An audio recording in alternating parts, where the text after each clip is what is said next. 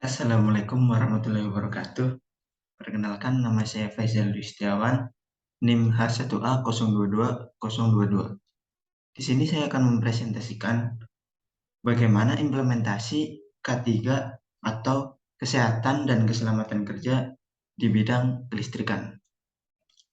Tujuan saya membuat video ini untuk memenuhi tugas dari mata kuliah Hukum Teknologi, Etika, dan Profesi. Langsung dimulai saja.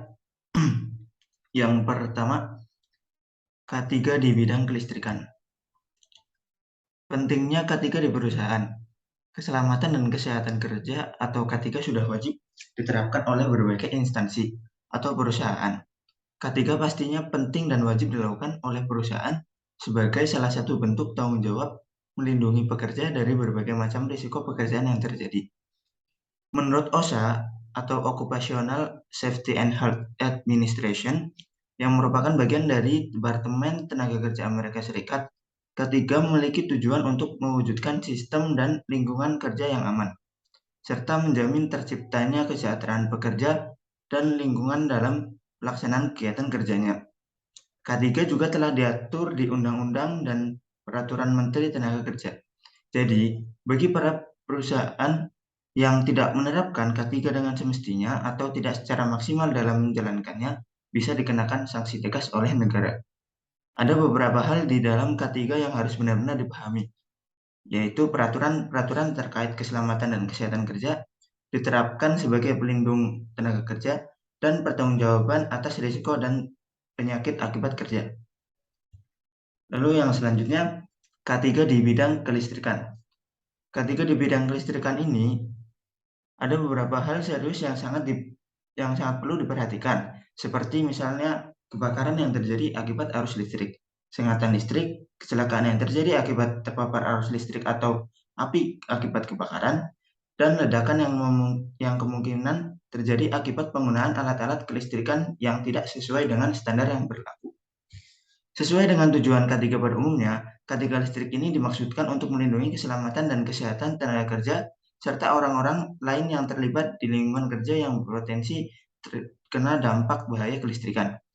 K3 kelistrikan ini bertujuan pula untuk membuat instalasi kelistrikan yang aman untuk dapat memberikan keselamatan pada bangunan dan seluruh isi di dalamnya. Kemudian, K3 juga mendukung agar terbentuknya lingkungan dan tempat kerja yang sehat serta selamat agar dapat meningkatkan produktivitas.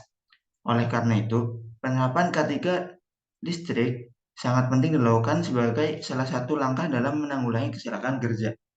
Ada dua cara yang bisa dilakukan untuk mengurangi jumlah kecelakaan kerja yang terkait dengan kelistrikan. Yang pertama yaitu melakukan evaluasi risiko.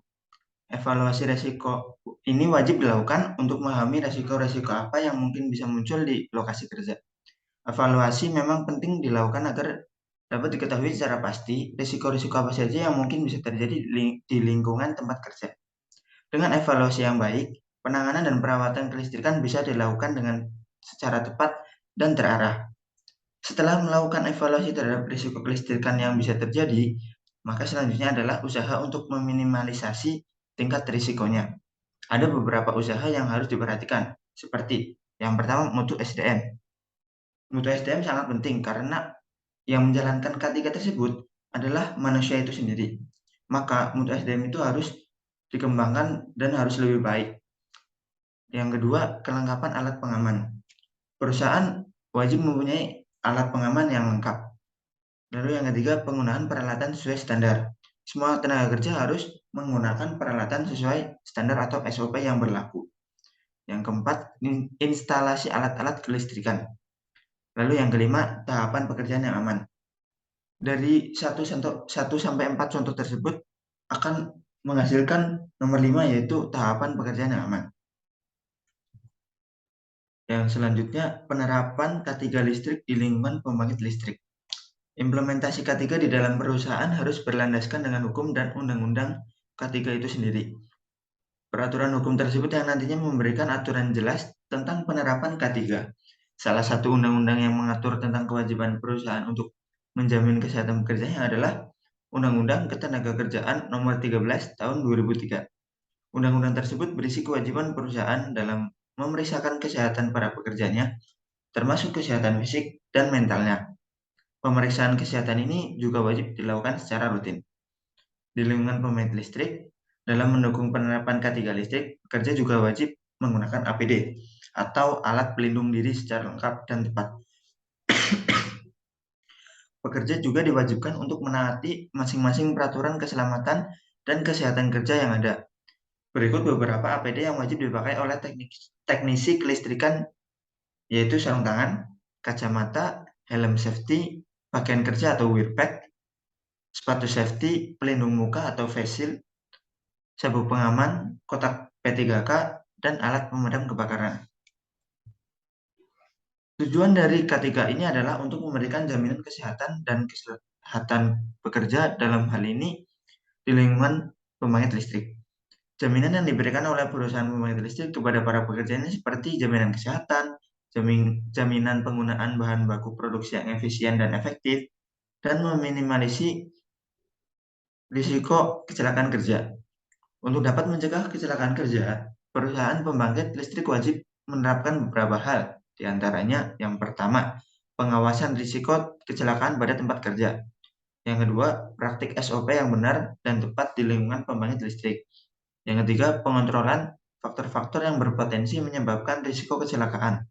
Yang keempat, edukasi K3 terhadap seluruh tenaga kerja.